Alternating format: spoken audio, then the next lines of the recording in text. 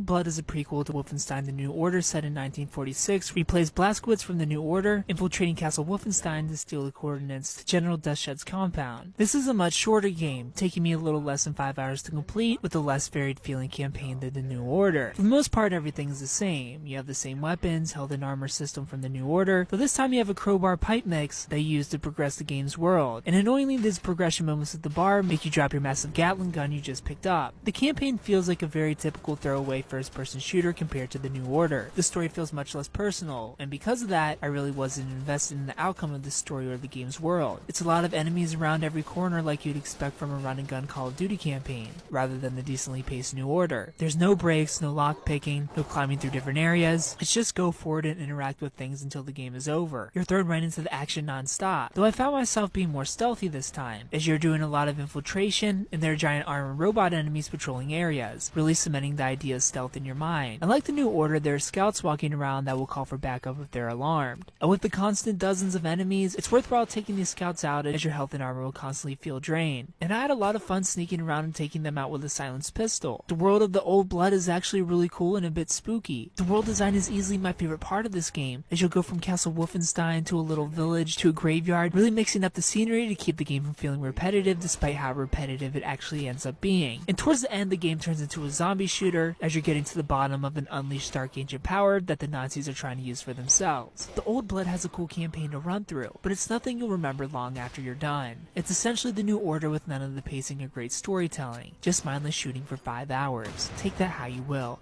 I give Wolfenstein The Old Blood a 7 out of 10.